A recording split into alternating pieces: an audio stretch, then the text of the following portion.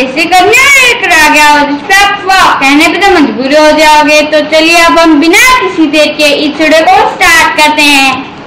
तो आज हम आपको लेकर आए हैं वर्कशीट नंबर 67 जो कि है कक्षा 6 से 8वीं तक के लिए, और ये हमें करनी है 21 सितंबर 2020 को। यहाँ पे आपको अपना नाम लिखना है, यहाँ पे आपको अपने कक्षा अध्यापक का नाम लिखना है। तो चलिए अब हम बिना किसी देर के इस वीडियो को स्टार्ट करते हैं।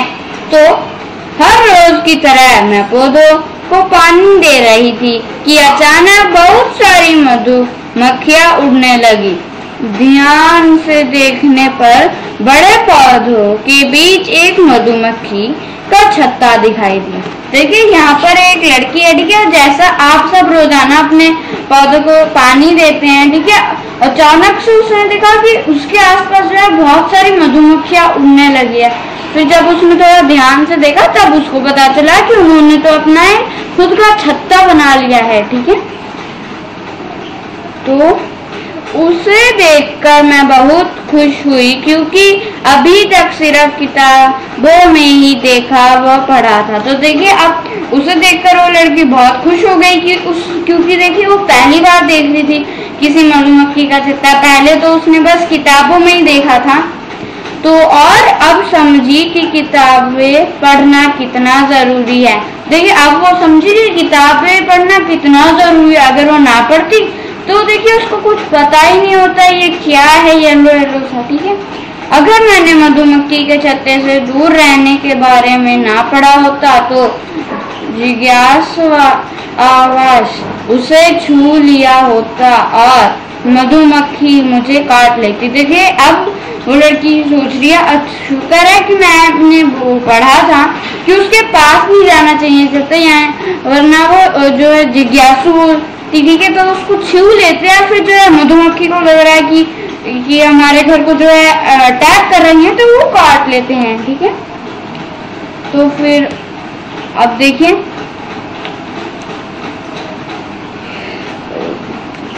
अब यहाँ लिखा है आओ हम और रुचिकर जानकारी प्राप्त करें, ठीक है। तो जैसे कि अभी आप यहाँ देख सकते हैं, यहाँ पे आपको कुछ मधुमक्खी के छत्ते हैं, देख सकते हैं। देखिए यहाँ कितनी तादाद में मधुमक्खी मौजूद है। यहाँ पे देखिए हमारे एक ऐसी शेप है, ठीक है।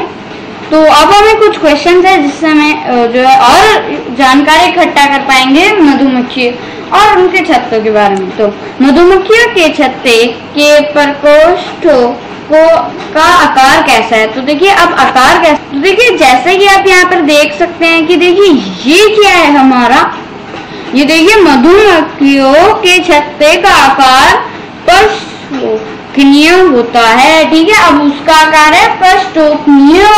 जैसा कि अगर आपको इसको ध्यान से देखेंगे तो आपको पता लग जाएगा, ठीक है। अब हम चलते हैं आगे।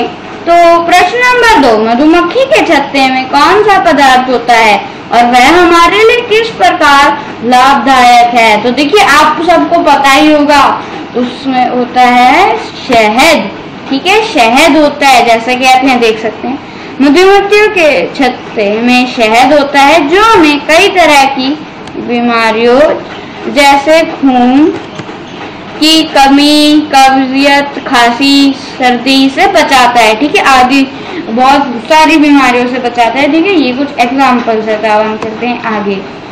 तो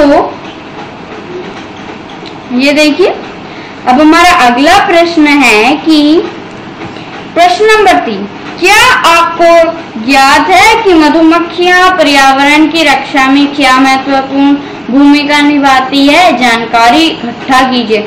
देखिए मधुमक्खी जो है बहुत हमारी जो है महत्वपूर्ण है हमारे पर्यावरण की भूमिका के लिए। जैसा कि अब हम आमसुर्गी पे देखते हैं, देखिए मधुमक्खियां कई पेड़ों, फूलों, पौधों को उगने में मदद करती है। तो ये तो अब देखिए वो क्या करती है, जैसे कि वो फूल उग रहा है तो उसमें से जो है नेक्टर चूस लेती है, जिससे अगर ऐसा नहीं होता ना तो फिर हमें जो है फ्रूट्स नहीं मिलते, ठीक है। और अगर फल नहीं होते पेड़ों में, ठीक है, और पौधों में, तो फिर अब कैसे, देखिए फायदा ही क्या होता। तो देखिए वो पर्यावरण को वो ऐसे मदद कर रही है, ठीक है। अब हम चलते हैं आगे। तो अब हमारा प्रश्न नंबर 4, मधुमक्खी के अलावा अन्य कौन से प्राणी पर्यावरण की रक्षा करते हैं, सूची बनाइए। तो देखिए, अब मधुमक्खी के अलावा कुछ तरह के मच्छर, केंचुए आदि पेड़ पौधों की ये देखिए की उगने में मदद करते हैं। ठीक है, अब देखिए जैसे कि मैंने आपको बताया, मधुमक्खियां और जो कुछ प्रकार के मच्छर है वो तो जो मैंने हाथ पे लिखा है, जो चूसते हैं नेक्टर, उसमें मदद करते हैं।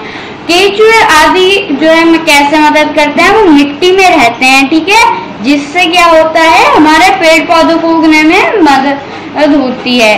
तो अब देखिए हमारा जो है ये वर्कशीट खत्म हो गई है।